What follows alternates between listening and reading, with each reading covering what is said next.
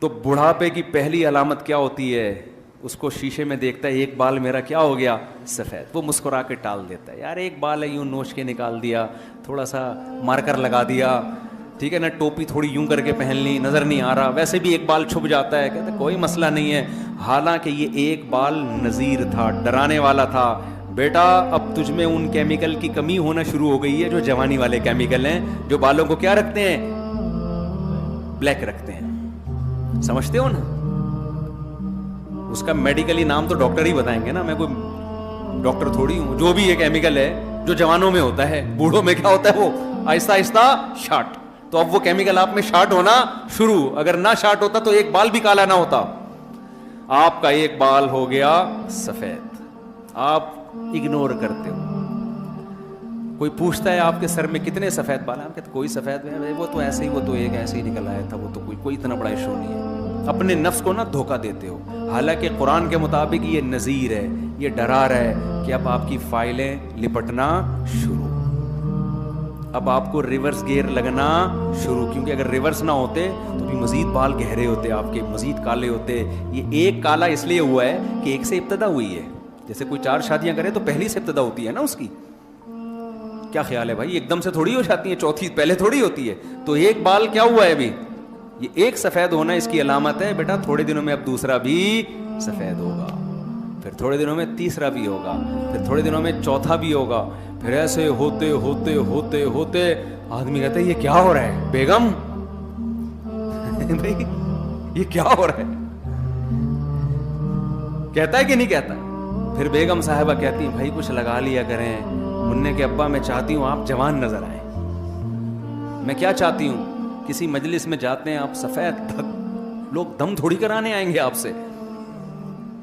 پھر بیوی کے کہنے پہ کالا کولا لگا رہا ہے، کوئی براؤن لگا رہا ہے، کوئی مہندی لگا رہا ہے، کچھ بھی لگا رہا ہے، پکڑا بہرحال جاتا ہے کہ بیٹا یہ اوریجنل نہیں ہے.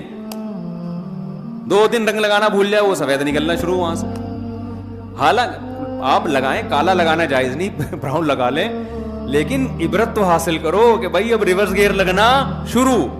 اب آپ بالوں کی فکر میں لگے تھے، ایک دن آپ کو پتہ چلتا ہے یار کمر میں کو پتہ نہیں، آج ڈاکٹر صاحب کو 3 دن سے پین ہو رہا ہے میری کمر میں، آج تک کبھی ہوا ہے نہیں. پہلے تو ڈاکٹر آپ کو بیوقوف بنائے گا. ہو جاتا ہے اصل میں، آدمی تھوڑے یوں کروٹ پہ سوتا ہے، کبھی یوں کروٹ پہ، تو یہ والے مسل دبرے ہوتے ہیں. بھائی جوانی میں بھی تو، جوانی میں ایسے ٹیڑے میڑے سو رہے ہوتے ہیں نا، یوں یوں کر کے. دیکھا ہے ہم جب بچے تھے نا، ہم ایسے سوتے تھے کہ سوتے یہاں تھے، صبح نکلتے وہاں سے تھے. ہم اماں کہتی تھی سلا کے یہاں گئی تھی، نکل کہاں سے رہا ہے؟ ایسے کلا بازیاں کھا رہے ہیں، وہ ادھر اس پہ بھی کلا بازی، اس کی ٹانگ اس کے سر پہ لگ رہی ہے، وہ اس کی ٹانگ ہمارے سر پہ لگ رہی ہے، پھر بھی سو رہے ہیں. عمر زیادہ ہوتی ہے، وہ نیند بھی مارکیٹ سے شارٹ.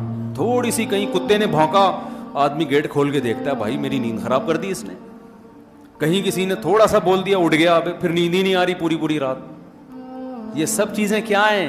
نذیر کہ بیٹا اب پشاور آنے والا ہے. اب کیا ہے؟ کے پی کے میں گاڑی داخل، بولو ہو چکی ہے. یہ برگر شرگر جلدی سے کھا کے ختم کرو، نانی اماں کا گھر آنے والا ہے. تو یہ ڈرا رہی ہے چیزیں. ہم ڈرتے نہیں، ہم بالوں کو کالا کرنے پہ فوکس کر دیتے ہیں سارا.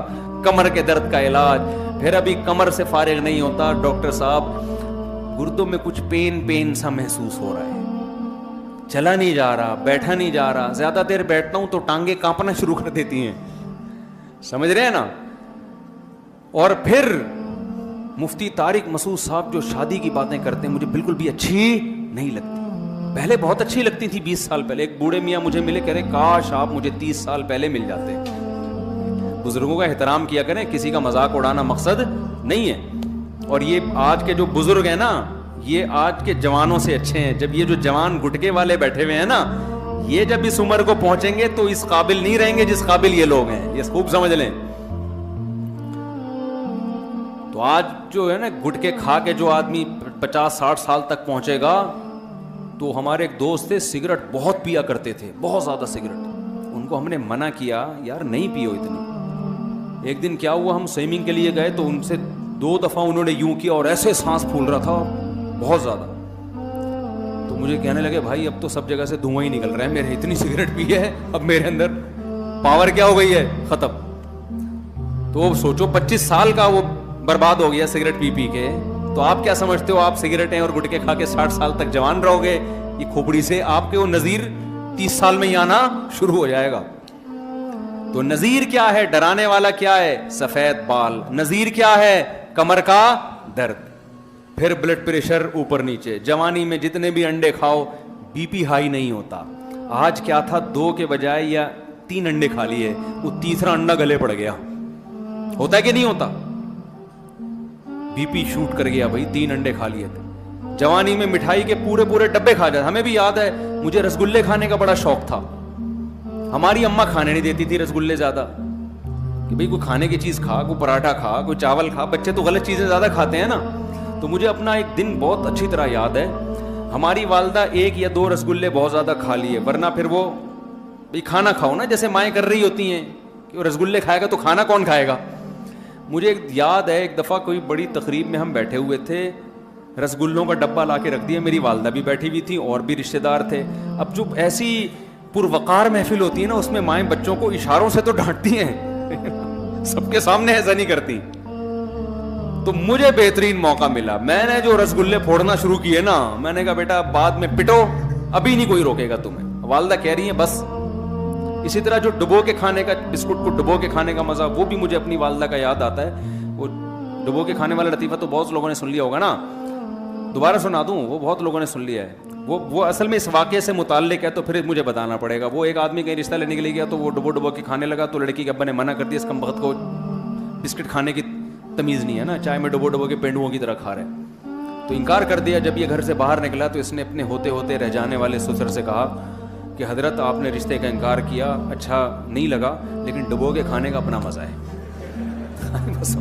بسکٹ چائے میں ڈبو کے کھاتے ہیں, تو مجھے بہت شوق تھا, اب بھی میں ڈبو کے ہی کھاتا ہوں. تو مجھے یاد ہے ہم کسی کے گھر گئے, تو وہ بسکٹ جو اتنے سارے رکھے ہوئے تھے, سارے میں نے ڈبو کے نا کھانا شروع کر دیا. اب میری والدہ مجھے کونیاں مار رہی ہیں, بھائی تو خیال کر تھوڑا سا, کسی کے گھر میں بیٹھے ہوئے.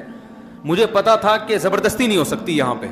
اب جو میزبان وہ بھی خاتون تھی, وہ کہہ رہی نہیں بچہ ہے کھانے دیں, بچہ ہے کھانے دیں. اور میں گننا بن کے کیا کر رہا ہوں, دور سے میں نے نا, والدہ تھوڑا دور وہ کرتی ٹرے پر, وہاں سے کھینچ کے لاتا ادھر ڈبو کے. اس دن میں نے جو کھائے ہیں نا, پتہ نہیں پیٹ خراب ہوا کیا ہوا, ہم نے کہا یہ بہترین موقع ہے, یہاں والدہ زبردستی نہیں کریں گی. تو وہ دور تھا, اتنے بسکٹ ڈبو کے کھا گئے ہم. پیٹ خراب بھی ہوتا ہے تو خود ہی صحیح, اب ڈبو کے اتنے نہیں کھا سکتے, 2 4 6 بہت زیادہ کتنے کھا لیں گے. تو جوانی میں انسان پھوڑ رہا ہوتا ہے. ویسے بھی ہم بڈھے ہوئے نہیں ہیں معذرت کے ساتھ, لیکن بہرحال وہ والی بات تو نہیں ہوگی نا جو پہلے ہوا کرتی تھی 20 سال میں.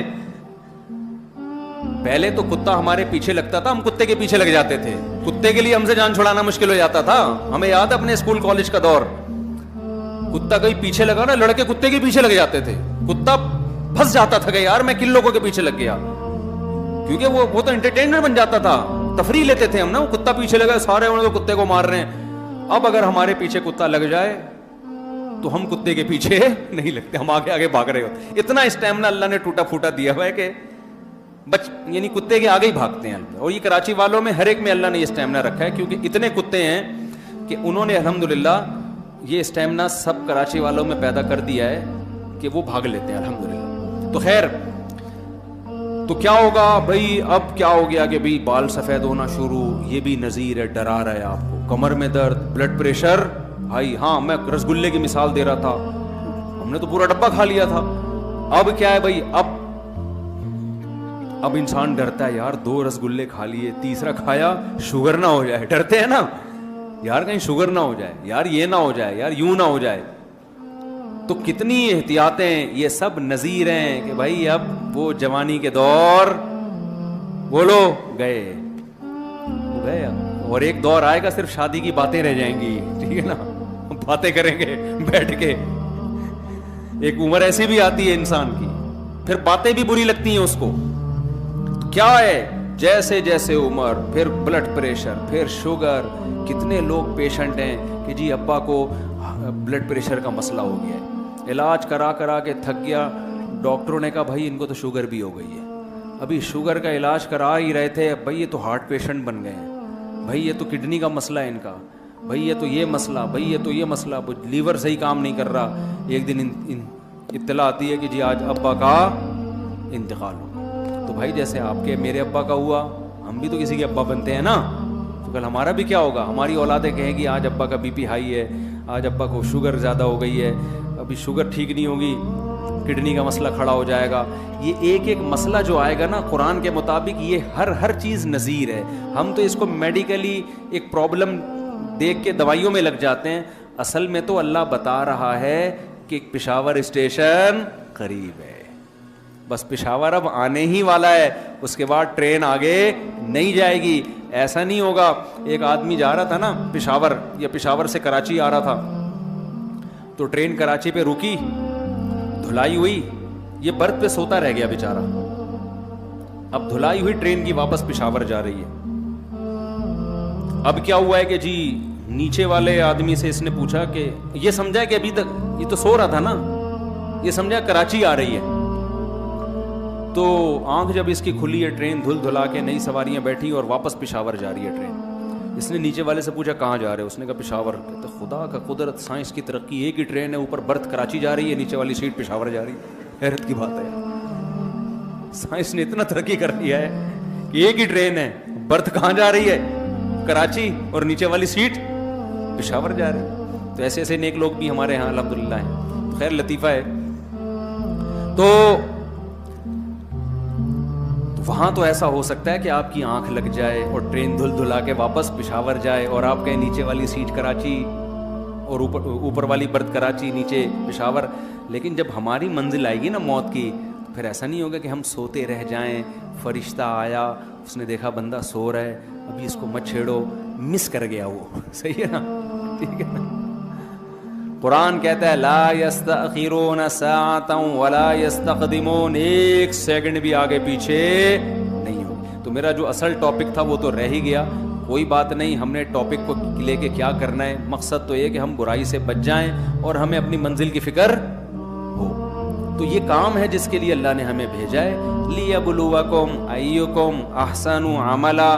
اللہ دیکھنا چاہتا ہے اچھا کون کرتا ہے اور برا کون کرتا ہے. اچھوں کو جنت دے گا اور بروں کے لیے اللہ نے برا انجام رکھا ہے. سمجھ میں آ رہی ہے بات؟ اسی ہدف کو سامنے رکھ کے زندگی گزار.